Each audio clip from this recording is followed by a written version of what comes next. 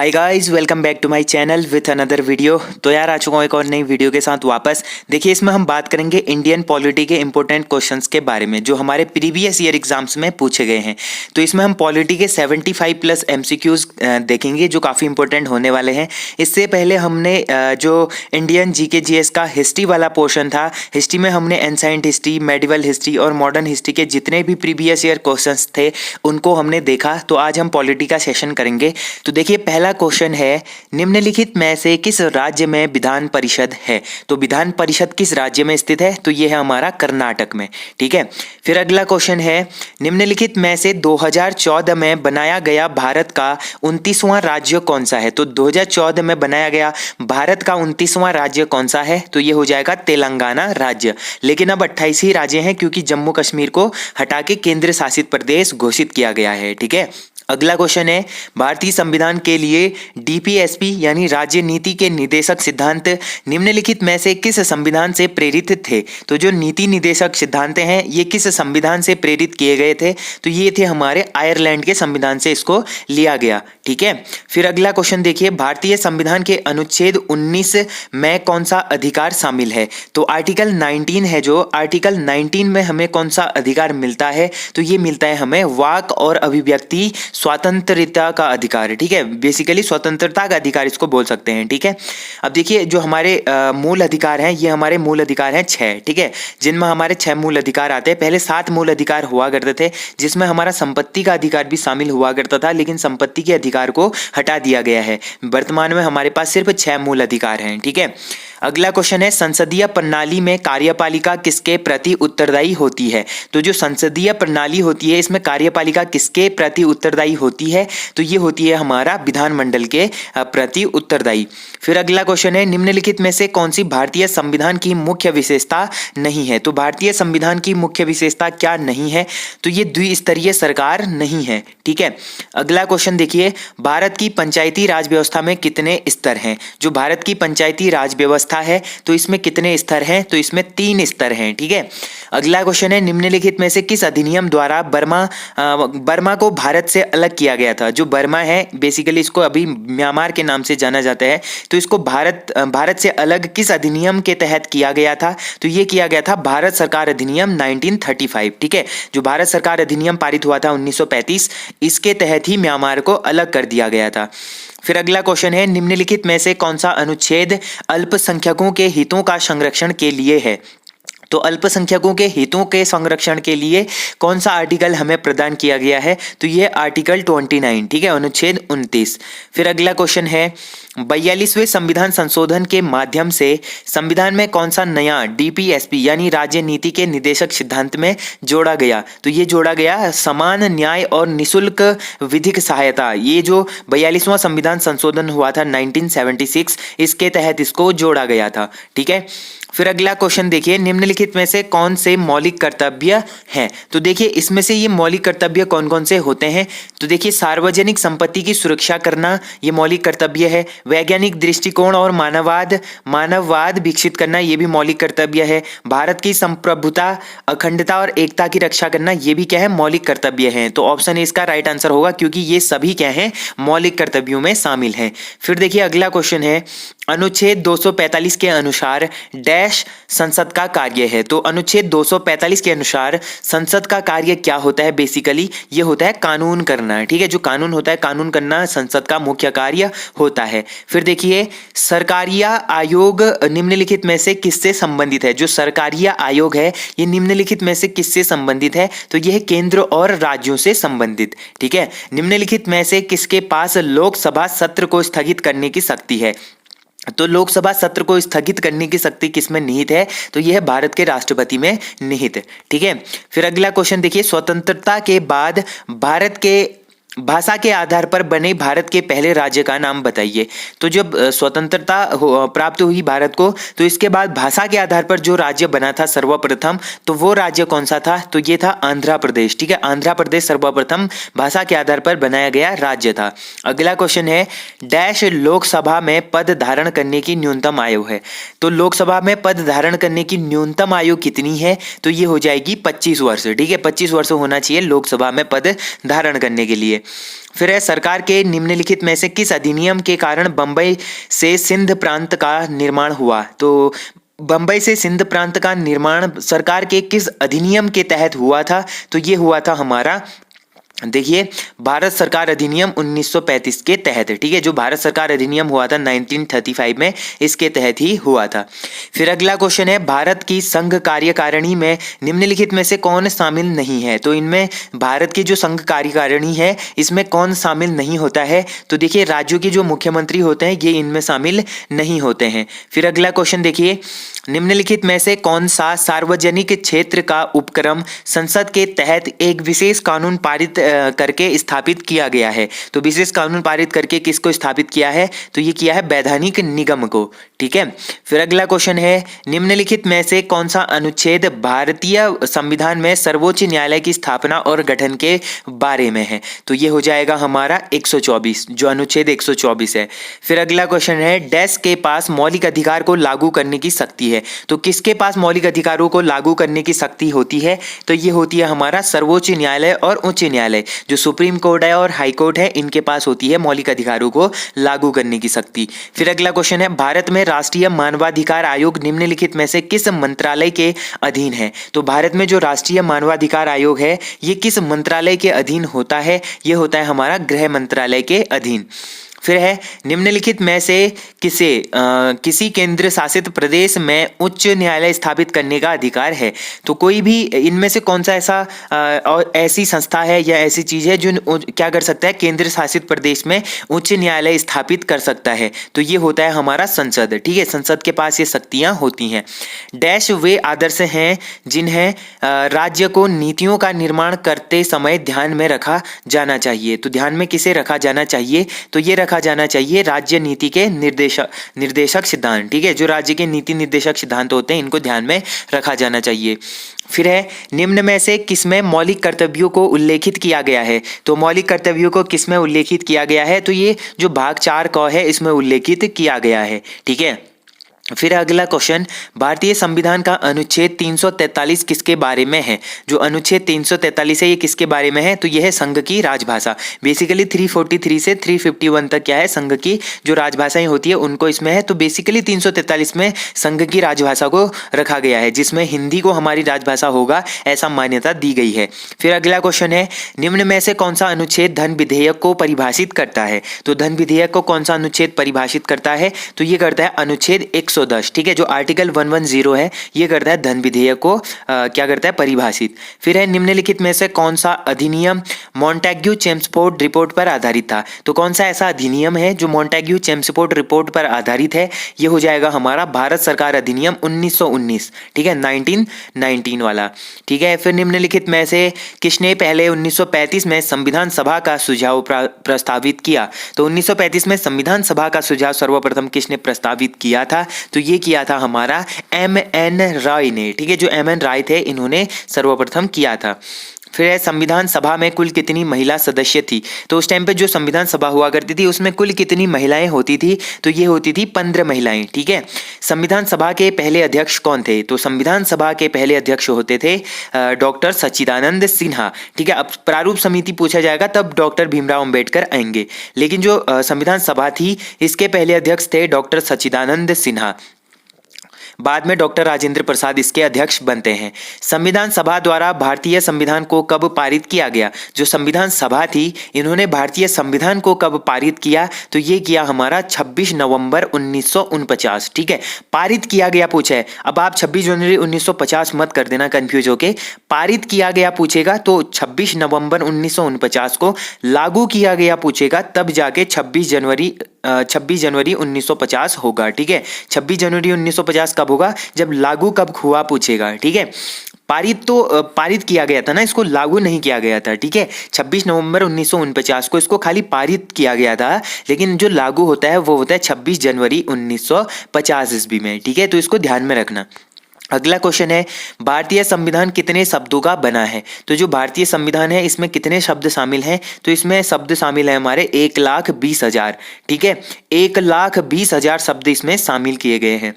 फिर अगला क्वेश्चन है, इनमें से कौन सा कारक नहीं है जो भारतीय संविधान के निर्माण में योगदान देता है? तो कौन सा कारक नहीं होगा? औद्योगिक क्रांति।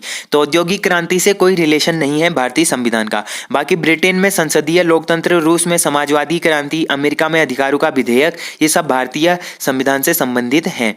फिर अगला क्वेश्चन है, इनमें से कौन सा भारतीय संविधान की एक महत्वपूर्ण विशेषता नहीं है? तो विशेषता नहीं है ऐसा पूछा गया है। तो देखिए इसमें जो हमारा ऑप्शन डी है, इसे राज्य के राज्यपाल, सांसदों और विधायकों के परामर्श से संशोधित किया जाता है। तो ये जो राज्यपाल होते हैं, ये विधायकों के परामर्श या सांसदों के परामर्श से इसको संशोधित नहीं कर सकते हैं। ठीक है। अगला क्वेश्चन है, ईस्ट इंडिया कंपनी ने किस वर्ष में कलकत्ता में सर्वोच्च न्यायालय की स्थापना की थी? तो सर्वोच्च न्यायालय की स्थापना हुई थी 1773 ईस्वी में। ठीक है। 1773 में क्या होता है, जो ईस्ट इंडिया कंपनी थी, इन्होंने कलकत्ता में सर्वोच्च न्यायालय की स्थापना करी थी। ठीक है। फिर अगला क्वेश्चन है, संविधान सभा की अल्पसंख्यकों की उप समिति के अध्यक्ष का नाम बताइए। जो संविधान सभा की अल्पसंख्यकों की उप समिति बनाई गई थी, तो इसके अध्यक्ष कौन हुआ करते थे? ये थे एच.सी. मुखर्जी। ठीक है। एच.सी. मुखर्जी क्या थे? अल्पसंख्यकों की उप समिति के अध्यक्ष थे। फिर है, ड्राफ्टिंग कमेटी के चेयरमैन कौन थे? जो ड्राफ्टिंग कमेटी थी उस टाइम पे, उसके चेयरमैन कौन हुआ करते थे? तो ये थे डॉक्टर भीमराव अंबेडकर जी। ठीक है। फिर है, भारत का संविधान लिखा गया था, तो भारत का संविधान कितने टाइम पीरियड में लिखा गया था? तो ये लिखा था 2 वर्ष से अधिक किंतु 3 वर्ष से कम की अवधि में। अब यहाँ पर एग्जैक्ट नहीं दिया है, तो आपको यही टिक करना है। ठीक है। 2 वर्षों में ये नहीं होगा। ठीक है, क्योंकि 2 वर्ष से ज्यादा लगा, 2 वर्ष से अधिक लगा किंतु 3 वर्ष से कम लगा। मतलब कितना लगा था? 2 वर्ष 11 माह 18 दिन। ठीक है। 2 वर्ष 11 माह 18 दिन में भारत का संविधान बनकर तैयार हो गया था। फिर है, भारत का संविधान संविधान सभा द्वारा डैश में अपनाया गया और 26 जनवरी 1950 को लागू हुआ। तो इसको अपनाया कब था? अपनाया गया था 26 नवंबर 1949, मतलब पारित हुआ था। ठीक है। पारित कब हुआ था? 26 नवंबर 1949 को, लागू होता है 26 जनवरी 1950 ईस्वी में। अगला क्वेश्चन देखिए, भारतीय संविधान का कौन सा निम्नलिखित में से कौन सा अनुच्छेद है जो विधिक समता यानी कानून के सामने समानता से संबंधित है? तो समानता का अधिकार बेसिकली समानता से संबंधित कौन सा अनुच्छेद है? तो ये हो जाएगा आर्टिकल 14। ठीक है। आर्टिकल 14 क्या है? ये समता यानी कानून के सामने समानता से संबंधित है। ठीक है। फिर अगला क्वेश्चन है, संविधान के किस अनुच्छेद के प्रावधानों के अंतर्गत भारत सरकार ने भारत रत्न और पद्मश्री को प्रारंभ किया? तो कौन से आर्टिकल के अनुसार ये किया था? ये किया था आर्टिकल 18 के अनुसार। ठीक है। आर्टिकल 18 के अनुसार भारत रत्न और पद्मश्री को प्रारंभ किया गया था। फिर है, मौलिक अधिकारों को लागू करने के लिए संविधान ने किसे विशेष उत्तरदायित्व सौंपा है? तो विशेष उत्तरदायित्व किसे सौंपा है? ये सौंपा है उच्चतम न्यायालय को। अगला क्वेश्चन है, भारतीय संविधान का निम्न में से कौन सा अनुच्छेद मानव के क्रय विक्रय तथा जबरदस्ती मजदूरी करने पर प्रतिबंध लगाता है? तो जबरदस्ती मजदूरी करने पर प्रतिबंध कौन सा आर्टिकल लगाता है? तो ये लगाता है आर्टिकल 23वां। ठीक है।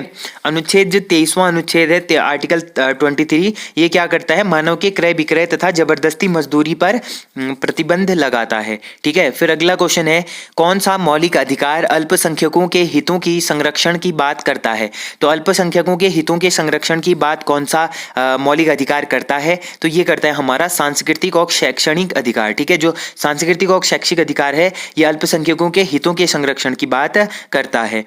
फिर देखिए, संवैधानिक उपचारों का अधिकार के तहत आता है। जो संवैधानिक उपचारों के अधिकार के अंतर्गत आता है, उसके तहत आता है, तो वो कौन सा अधिकार होगा? तो ये हो जाएगा हमारा मौलिक अधिकार। ठीक है। भारतीय संविधान का कौन सा अनुच्छेद कानून के समक्ष समानता प्रदान करता है? तो कानून के समक्ष समानता प्रदान कौन सा अनुच्छेद करता है? ये करता है हमारा आर्टिकल 14। ठीक है। आर्टिकल 14 क्या करता है? समानता का अधिकार प्रदान करता है। फिर देखिए, मार्च 2019 तक उपलब्ध जानकारी के अनुसार भारतीय संविधान में कितने मौलिक कर्तव्य थे? तो कितने मौलिक कर्तव्य थे? ये थे 11 मौलिक कर्तव्य। ठीक है। अगला क्वेश्चन है, भारतीय संविधान के अंतर्गत निम्नलिखित में से कौन सा एक मौलिक कर्तव्य नहीं है? तो मौलिक कर्तव्य कौन सा नहीं होगा? देखिए, लोक चुनाव में वोट डालना ये कोई मौलिक कर्तव्य नहीं होता है। फिर बाकी देखिए, अगला क्वेश्चन है, भारतीय संविधान में कितने मूल कर्तव्य दिए गए हैं? तो भारतीय संविधान में टोटल है हमारे 11 मूल कर्तव्य उस टाइम के। ठीक है। वर्तमान में नहीं पूछा भारतीय संविधान में कितने मूल कर्तव्य दिए गए हैं, तो ये 11 मूल कर्तव्य दिए गए हैं उस टाइम से। ठीक है। अगला क्वेश्चन है, मौलिक कर्तव्यों से संबंधित अनुच्छेद 51A को संविधान में डैश द्वारा शामिल किया गया था। तो संविधान में किसके द्वारा शामिल किया गया था? ये करा था 42वां संविधान संशोधन के तहत शामिल। तो अगला क्वेश्चन है, निम्न में से किस एक की संस्तुति के आधार पर मूल कर्तव्यों से संबंधित प्रावधानों को भारत के संविधान में जोड़ा गया था? तो किसके मूल कर्तव्यों से संबंधित प्रावधानों को भारत के संविधान में जोड़ा गया था? तो ये जोड़ा गया था हमारा स्वर्ण सिंह समिति की इसके संस्तुति पर। ठीक है। अगला क्वेश्चन है, निम्नलिखित में से कौन सी समिति मूल कर्तव्यों को संविधान में सम्मिलित करने का सुझाव देती है? तो कौन सी ऐसी समिति है जो मूल कर्तव्यों को संविधान में सम्मिलित करने का सुझाव देती है? तो ये देती है स्वर्ण सिंह समिति। ठीक है। फिर अगला क्वेश्चन है, 42वें संविधान संशोधन के माध्यम से भारतीय संविधान में कितने मौलिक कर्तव्य सम्मिलित किए गए थे? तो जब 42वां संविधान संशोधन हुआ था 1976 में, तो इस संशोधन के माध्यम से भारतीय संविधान में कितने मौलिक कर्तव्यों को सम्मिलित किया गया था? तो ये सम्मिलित किया गया था 10 मौलिक कर्तव्यों को। ठीक है। फिर अगला क्वेश्चन देखिए, अनुसूचित जनजाति के संरक्षण के लिए एक क्षेत्र को अनुसूचित क्षेत्र के रूप में घोषणा करने की शक्ति किसके पास होती है? जो एसटी है, एसटी जनजाति है, अनुसूचित जनजाति, तो इनके संरक्षण के लिए एक क्षेत्र को अनुसूचित क्षेत्र के रूप में घोषणा करने की शक्ति ये किसके पास होती है? तो ये होती है भारत के राष्ट्रपति के पास। ठीक है। अगला क्वेश्चन देखिए, निम्नलिखित में से कौन सा कथन गलत है? तो इसमें से हमें बताना है कौन सा कथन क्या होगा, गलत होगा। तो ये हो जाएगा हमारा, देखिए, राष्ट्रपति पर राष्ट्रीय सुरक्षा के उल्लंघन के लिए महाभियोग चलाया जा सकता है। जो राष्ट्रपति है इस पर राष्ट्रीय सुरक्षा के उल्लंघन के लिए महाभियोग चलाया जा सकता है। तो ये कथन क्या हो जाएगा, गलत हो जाएगा। ठीक है। अगला क्वेश्चन देखिए, रामनाथ कोविंद को वर्ष 2017 में भारत के डैश राष्ट्रपति के रूप में चुना गया था। तो रामनाथ कोविंद कब राष्ट्रपति बने? 2017 में बने। तो ये कौन से क्रम के राष्ट्रपति बने थे? तो ये बने थे 14वें क्रम के राष्ट्रपति।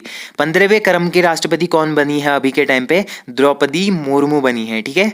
अगला क्वेश्चन देखिए, भारत के संविधान के डैश के अनुसार राष्ट्रपति के पास अध्यादेश जारी करने की शक्ति है। तो राष्ट्रपति के पास अध्यादेश जारी करने की शक्ति होती है, ये होती है अनुच्छेद 123 के अंतर्गत। ठीक है। अनुच्छेद 123 के अंतर्गत होती है।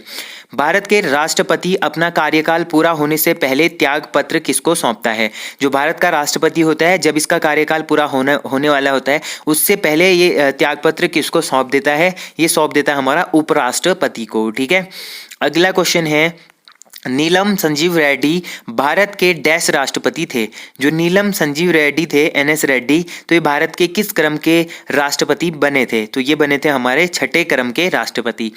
अगला क्वेश्चन देखिए, श्री रामनाथ कोविंद के डैश राष्ट्रपति हैं? तो राष्ट्रपति कौन से क्रम के राष्ट्रपति हैं? रामनाथ कोविंद। तो ये हो जाएंगे हमारे 14वें क्रम के राष्ट्रपति। तो ये रिपीटेड क्वेश्चन है, काफी पूछे जाते हैं ऐसे क्वेश्चन। भारतीय संविधान के किस अनुच्छेद के तहत उपराष्ट्रपति का चुनाव होता है? तो उपराष्ट्रपति का चुनाव होता है आर्टिकल 66 के अंतर्गत। अगला क्वेश्चन देखिए, भारत के राष्ट्रपति द्वारा चरित्र को बदले बिना सजा की मात्रा को कम करना अनुच्छेद 72 को डैश कहा जाता है? तो क्या कहा जाता है? आर्टिकल 72 को इसको बोला जाता है क्षमादान। ठीक है। क्षमादान इसको बोला जाता है। फिर अगला क्वेश्चन देखिए, यथा अगस्त 2018 से राज्यसभा के अध्यक्ष कौन है? तो यथा अगस्त 2018 से राज्यसभा के अध्यक्ष कौन है? तो राज्यसभा के अध्यक्ष हैं हमारे M वेंकैया नायडू। ठीक है। M वेंकैया नायडू क्या है? राज्यसभा के अध्यक्ष हैं। फिर अगला क्वेश्चन है, राष्ट्रपति द्वारा राज्यसभा में कितने सदस्यों को नामित किया जा सकता है? तो राष्ट्रपति के द्वारा राज्यसभा में कितने सदस्यों को नामित किया जा सकता है? तो ये किया जाता है 12 सदस्यों को। ठीक है। 12 सदस्यों को राष्ट्रपति नामित कर सकता है। फिर अगला क्वेश्चन है, भारत में राष्ट्रपति द्वारा राज्यसभा में कितने सदस्यों को मनोनीत किया जा सकता है? जो भारत के राष्ट्रपति होते हैं, इनके द्वारा राज्यसभा में कितने सदस्यों को मनोनीत किया जा सकता है? तो ये किया जा सकता है हमारा 12 सदस्यों को। ठीक है। 12 सदस्यों को मनोनीत किया जा सकता है। ये सेम क्वेश्चन है, जैसे राष्ट्रपति वाला ऊपर भी आया था, इसमें भी 12 था। ठीक है। तो ये सेम क्वेश्चन है। अगला क्वेश्चन है हमारा, किस भारतीय राष्ट्रपति ने आयरिश स्वतंत्रता संग्राम में भाग लिया और इसके लिए जेल भी गए। तो कौन से ऐसे भारतीय राष्ट्रपति हैं जिन्होंने आयरिश स्वतंत्रता संग्राम में भाग लिया था और इसके लिए वो कहाँ गए थे, जेल भी गए थे। तो ये थे वीवी गिरी। ठीक है, वीवी गिरी क्या थे, ऐसे राष्ट्रपति थे जिन्होंने आयरिश स्वतंत्रता संग्राम में भाग लिया और जेल भी गए थे। अगला क्वेश्चन है, भारत का निम्नलिखित में से कौन सा राष्ट्रपति निर्विरोध निर्वाचित हुआ था। तो निर्विरोध निर्वाचित होने वाले राष्ट्रपति थे नीलम संजीव रेड्डी। ठीक है, नीलम संजीव रेड्डी क्या बने थे, निर्विरोध राष्ट्रपति बने थे। फिर अगला क्वेश्चन है, भारत का कौन राष्ट्रपति निर्विरोध निर्वाचित किया गया। तो यही सेम क्वेश्चन है, इसका राइट आंसर हो जाएगा नीलम संजीव रेड्डी, मतलब एन संजीव रेड्डी। तो इस टाइप के क्वेश्चन काफी पूछे जा रहे हैं प्रीवियस ईयर एग्जाम्स में। उपराष्ट्रपति को अपना कार्यकाल समाप्त होने से पूर्व अपने पद से हटाने का अधिकार निम्नलिखित में से किसके पास है। तो अपने पद से हटाने का अधिकार निम्नलिखित में से किसके पास होता है, तो ये होता है राज्यसभा के पास। ठीक है, फिर अगला क्वेश्चन है, मृत्यु दंड के मामले में क्षमा देने का अधिकार किसे है। तो मृत्यु दंड के मामले में अगर कोई चाहे तो क्षमा भी दे सकता है, तो ऐसा अधिकार किसके पास होता है, राष्ट्रपति के पास होता है। ठीक है, राष्ट्रपति क्या कर सकता है, मृत्यु दंड को माफ भी कर सकता है। ठीक है, फिर अगला क्वेश्चन देखिए, भारत के राष्ट्रपति का कार्यकाल कितने वर्षों का होता है। जो भारत के राष्ट्रपति हैं इनका कार्यकाल होता है 5 वर्षों का। ठीक है, ये तो काफी सिंपल सा क्वेश्चन है। फिर देखिए, लोकसभा में कितनी सीटें अनुसूचित जाति और अनुसूचित जनजाति के प्रतिनिधियों के लिए आरक्षित हैं। तो जो लोकसभा है, लोकसभा में SC और ST के लिए कितनी सीटें आरक्षित की गई हैं, तो ये की गई है हमारा 131 सीटें। ठीक है, 131 सीटें क्या करी गई हैं, SC और ST के लिए आरक्षित करी गई हैं। ठीक है, फिर अगला क्वेश्चन है, लोकसभा के सदस्यों का कार्यकाल कितने वर्षों का होता है। तो लोकसभा के जो सदस्य होते हैं इनका कार्यकाल होता है हमारा 5 वर्षों का। ठीक है, लोकसभा के पहले स्पीकर कौन थे। तो लोकसभा के पहले अध्यक्ष या स्पीकर कौन थे, तो ये थे GV मावलंकर। ठीक है, जो GV मावलंकर थे ये लोकसभा के पहले स्पीकर बने थे। तो ये थे गाइस आज के 75 इंपॉर्टेंट क्वेश्चंस, जिसमें हमने पॉलिटी के प्रीवियस ईयर एग्जाम्स में पूछे गए क्वेश्चंस को यहाँ पर देखा। अभी इसके 3 सेट और आएंगे, क्योंकि इसमें 250 से 300 क्वेश्चंस इंपॉर्टेंट मैंने इंक्लूड करे हैं। तो होप करता हूँ आप लोगों को ये वीडियो पसंद आई होगी। वीडियो पसंद आई तो वीडियो को मेक श्योर लाइक जरूर करना। जो लोग चैनल पे नए हैं चैनल को सब्सक्राइब करके बेल आइकन जरूर प्रेस कर देना। तो यार मिलते हैं ऐसे ही अमेजिंग और इंटरेस्टिंग वीडियो के साथ। तब तक के लिए take care and bye bye.